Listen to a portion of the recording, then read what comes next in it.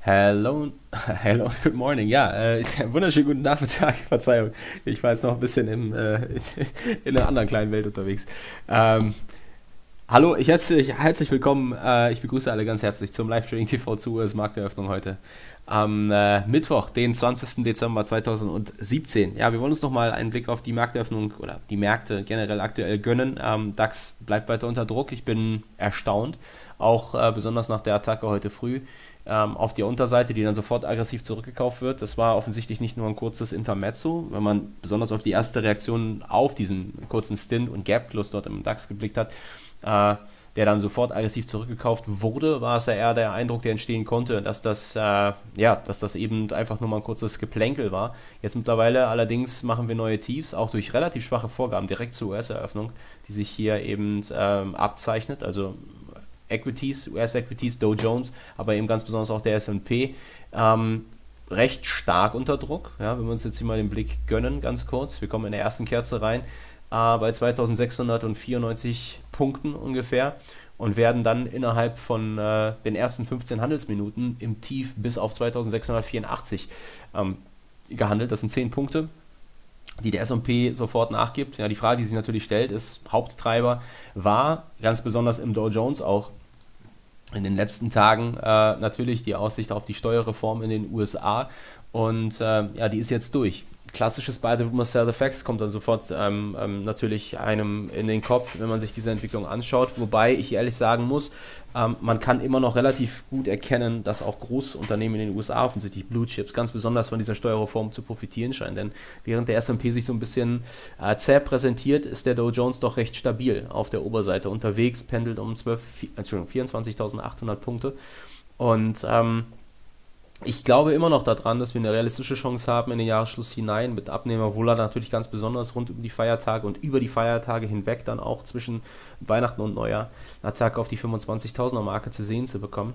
Wenn man dann hier in diesem Zusammenhang eben auf den S&P schaut, dann sieht man doch relativ klar, dass da, der natürlich auch Mittel- und Kleinunternehmen ausgehend von ihrer Marktkapitalisierung natürlich abdeckt, aber wesentlich breiter aufgestellt ist und somit auch andere als nur das Blue-Chip-Segment Unternehmen hier abdeckt, dass der offensichtlich dort dann seine Schwierigkeiten jetzt zu haben scheint und die Attacke auf die Tiefs hier des Vortages also wäre ganz klar ein bärisches Signal. Die Open Range würde mit Unterschreiten der 2,682,75 hier nach unten getriggert. Wir würden dann auch ein Short-Signal generiert sehen, welches ausgehend von der Open Range und dem klassischen Setup so zu handeln wäre.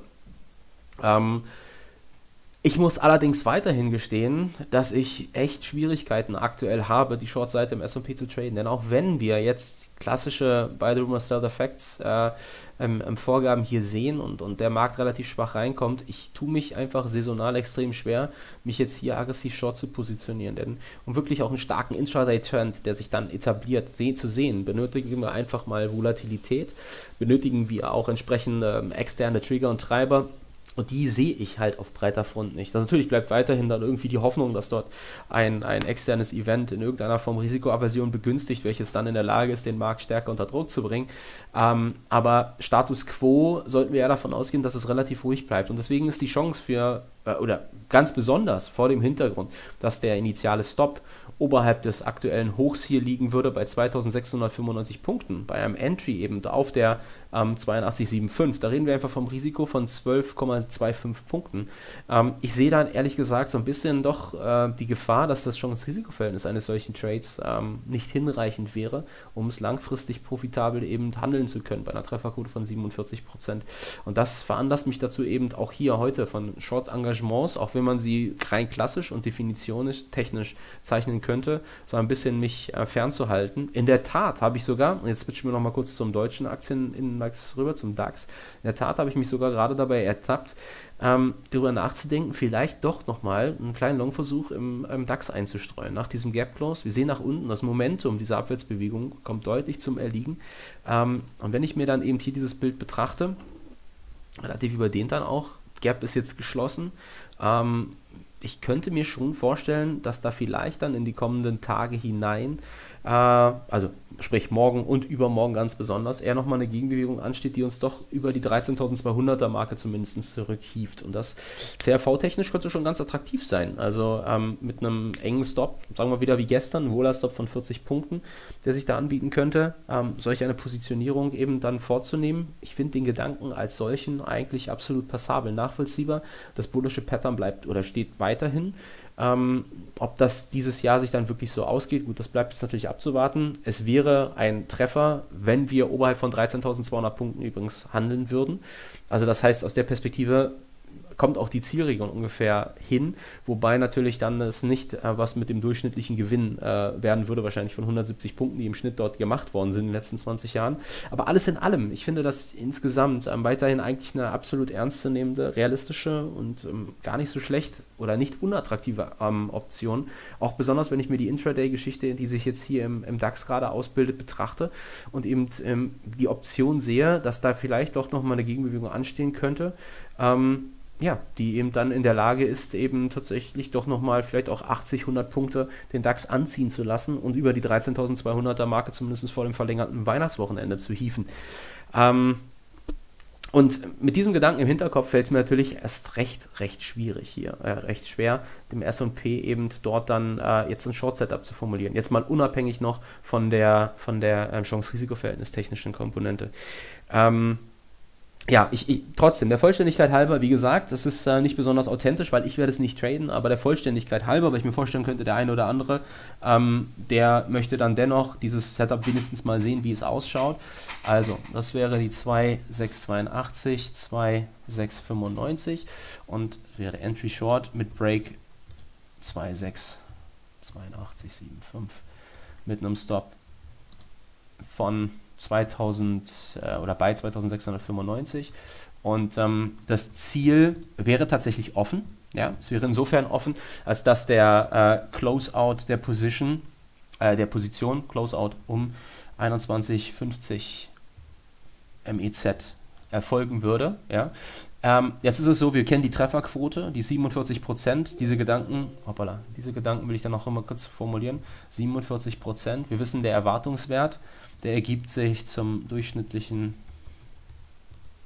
Gewinn multipliziert mit der TQ der Trefferquote, abzüglich dem durchschnittlichen Verlust mit der Verlustquote. Und wir können dann also folglich bei einem Stop hier von 12,25 Punkten Risiko können wir natürlich uns dann schon mal die Frage stellen, okay, was müssten wir denn tun? Also was wir brauchen ist ja, dass diese Formel größer 0 ist. Was müssten wir denn tun, wenn wir diese ganzen Zahlen eintragen, nämlich durchschnittlicher Gewinn, das ist unser X, das wissen wir noch nicht, aber wir haben eine Trefferquote von 0,47 und wir haben dann hier hinten die 0,53 multipliziert mit den 12,25.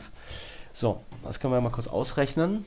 0,53 mal 12,25, das sind 6,49 hier. So, und um was es jetzt im Großen und Ganzen eigentlich geht, ist Folgendes: Wir müssen diese Ungleichung auflösen. Also dieses Ergebnis, das soll größer 0 sein. Das bedeutet dann also etwas anders. Wir bekommen für unser x gleich 6,49 geteilt durch 0,47. Also,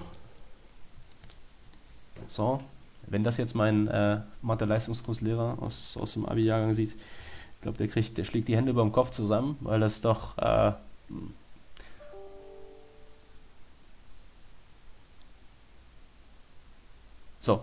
es doch immer noch mathematisch korrekt zwar ist, aber nichtsdestotrotz dann doch die ein oder anderen Umformungszeichen hier fehlen oder zumindest sich nicht ganz wirklich erschließt. Wieso, warum, weshalb dieses oder jenes. Also das bedeutet anders formuliert, der S&P müsste, um einen positiven Erwartungswert mit diesem Setup zu formulieren, mehr als 13,8 Punkte, also fast 14 Punkte laufen auf der Unterseite. Dann hätten wir gerade so, noch vor Kommission übrigens, vielleicht ein gerade so profitables Ergebnis. Und da muss ich sagen, der Druck sieht zwar initial nicht schlecht aus, aber alles in allem, nochmal das saisonale Pattern, ich tue mich schwer, Das wäre tatsächlich ein Lauf bis in die Gefilde hier um ehemalige Hochs, ja, 2670 ungefähr. Und selbst das reicht noch nicht aus. Wir müssen noch mal 2, 3 Punkte noch zusätzlich oben drauf laufen. Und das ist genau das, was mich eben von diesem Setup abhält. Also das ist eine an allererster Stelle Chance-Risiko-Verhältnis technische Überlegung, die mich da erwartungswerttechnisch einfach zurückhält. Und das ergänzt um das saisonale Bild ist einfach nicht optimal für ein Setup, für ein Short-Setup aktuell. So, das soll es meinerseits jetzt gewesen sein. Happy Trading. Passt auf die Stops auf. Einen schönen Abend wünsche ich euch. Erholt euch gut und wir hören uns morgen wieder zum Morning Meeting 10:30 Uhr. Bis dahin, habt euch auf jeden Fall wohl. Macht's gut. Bis dann und tschüss.